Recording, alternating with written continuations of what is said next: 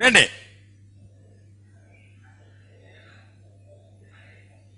ഈ ഇരിക്കുന്ന സാധനം നിങ്ങൾ കണ്ടോണം. ഇത് ഇവിടെ ഈച്ച ഇല്ലാത്തതുകൊണ്ടാണ്. ഈച്ചയുള്ള സ്ഥലത്താണ് ഞാനിത് കൊണ്ടുവന്ന് അപ്പ ഈച്ച വരും. കാരണം ഇതാണ് 1 ലിറ്റർ. ഇവിടെ 154 രൂപ കൊടുത്താൽ family pack 1 litre 5 litre ice cream കിട്ടുമല്ലോ. 154 രൂപ. 154 രൂപയ്ക്ക് ഒരു ഫാമിലി പാക്ക് 5 പാക്കിലൂടെ 5 ലിറ്ററിന്റെ പാക്കറ്റ് നമുക്ക് തരണമെങ്കിൽ 1 ലിറ്ററിന്റെ വില എന്തുവായി? 30 രൂപ. 30 രൂപയ്ക്ക് ഒരു കടക്കാരൻ നമുക്ക് തരണമെങ്കിൽ ആ കടക്കാരൻ എത്ര രൂപയ്ക്ക് കിട്ടും?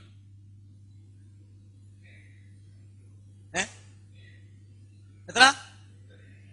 20 രൂപ പിടിച്ചാൽ മതി. കാരണം അയാൾക്ക് വാടക വേണം, ഫ്രീസർ വേണം, കറണ്ട് ചാർജ് വേണം, വെള്ളത്തിന്റെ ചാർജ് വേണം, അതൊക്കെയുള്ള ജോലിയും വീലിയും ലാഭവും ഗീഭവും ടാക്സും ഫീക്സും എല്ലാം കൂടെ വരുന്നവർക്ക് എല്ലാം പിരിവും കൊടുക്കണം. അപ്പൊ 10 രൂപ പുള്ളിക്ക് കൊടുക്കും. ബാക്കി എത്രയുണ്ട്? 20. 20 രൂപയ്ക്ക് പുള്ളിയല്ലല്ലോ ഉണ്ടാക്കിയത്. ഒരു മാനുഫാക്ചർ വേണം, ആ ഒരു മാനുഫാക്ചറിംഗ് യൂണിറ്റ് വേണം, അയാളുടെ ലാഭം വേണം, അതിന്റെ ടാക്സ് വേണം, കപ്പ് വേണം, സ്റ്റിക്കർ വേണം, സ്പൂൺ വേണം, ഫ്രീസ് ചെയ്തൊരു വണ്ടി ഇവിടെ കൊണ്ടു കൊടുക്കാൻ വേണം. തൊഴിലാളികൾക്ക് എല്ലാം ശമ്പളം കൊടുത്ത് അയാളുടെ ലാഭം കൂടെ കൂട്ടി എത്ര രൂപ ആവി കൊടുക്കും? ഒരു 10 രൂപ പുള്ളിക്കും കൊടുക്കും. ഇനി എത്ര ഉണ്ട്? 10 രൂപയ്ക്ക് 1 കിലോ പച്ചക്കപ്പ കിട്ടുമോ? ഇല്ല. അതിനും 16 രൂപ. അപ്പൊ പച്ചക്കപ്പയും കട്ടിയും വില കുറഞ്ഞ് തിന്നാൻ കൊള്ളാൻ സാധനം എന്തുണ്ട്? പണ്ട് നമ്മളെല്ലാം മൃഗങ്ങളെ കണ്ടിക്കുമ്പോൾ കുഴിച്ചിടുന്നൊരു സാധനമുണ്ട്. അതിപ്പോ വലിയ പീസ വലിയ പേരിലൊക്കെയാണ് ഇപ്പൊ ആ ഹോട്ടലുകളിൽ കയറിയിരിക്കുന്നത്. എന്താണ് പറയുന്നത്?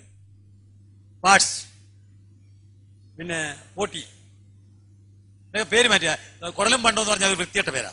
അപ്പൊ അതിന് നമ്മള് പേര് മാറ്റിയിട്ട് അതിന് എന്ത് കൊടുത്തു? അത് എന്ത് സ്റ്റാൻഡേർഡായിട്ടാ പറയുന്നല്ലോ. ഒരു പോട്ടിക്കറി വരട്ടെ അല്ലേ? ഒരു പാർട്സ് അല്ലേ? നിങ്ങൾ ഈ പാർട്സ് മേടിക്കുമ്പം അതിനകത്ത് ആ പോട്ടിയാണ് മണ്ണുത്തി കാർഷിക ഗവേഷണശാലയിലേക്ക് 10 രൂപയുടെ ഒരു ലെറ്റർ അയക്കുക വിവരാവകാശ നിയമപ്രകാരം. അവിടെ വീഴുന്ന പോട്ടികളെല്ലാം ആരൊക്കെയാ കൊണ്ടുപോകുന്നതെന്നൊന്ന് തിരക്കുക. നല്ലത് കൊണ്ടുവന്ന ഹോട്ടലുകാരൻ, ബാക്കിയുള്ള വേസ്റ്റ് ഐസ്ക്രീംകാരൻ കൊണ്ടുപോകും.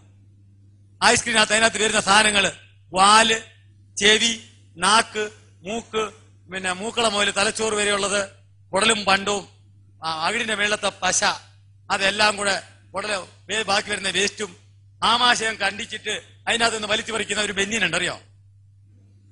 അതൊന്നും ഇപ്പൊ കുഴിച്ചിടിയിലില്ല. അതെല്ലാം കൂടെ പുഴുങ്ങി അരച്ച് ഉണക്കി പൊടിച്ച് ബ്ലീച്ച് ചെയ്ത പൊടിയാണ് ബോട്ടിപ്പൊടി. ഇതാണ് ഐസ്ക്രീം ബേസ്.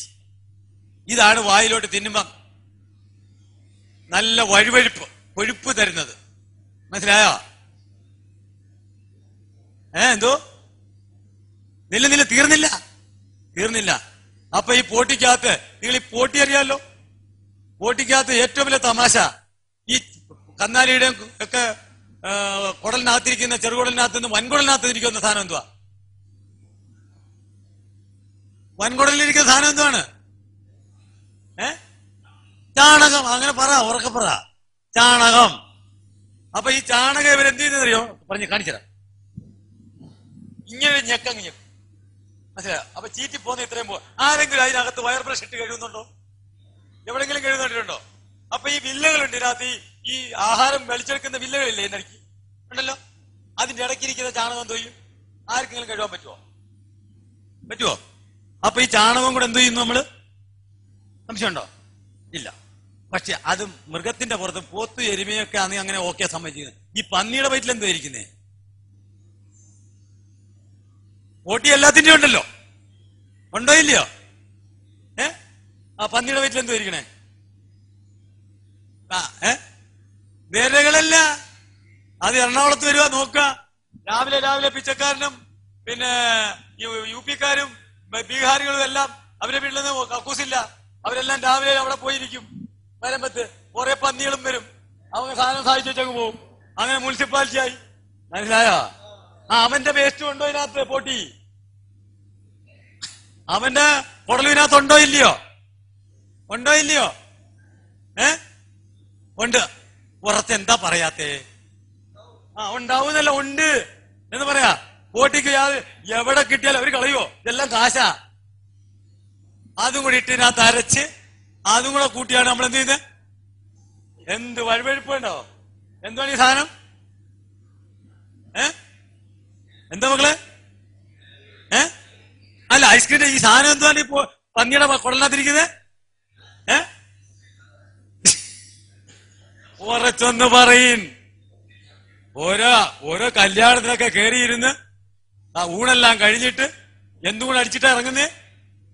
ഐസ്ക്രീം എന്ന് പറയില്ല ഇനി.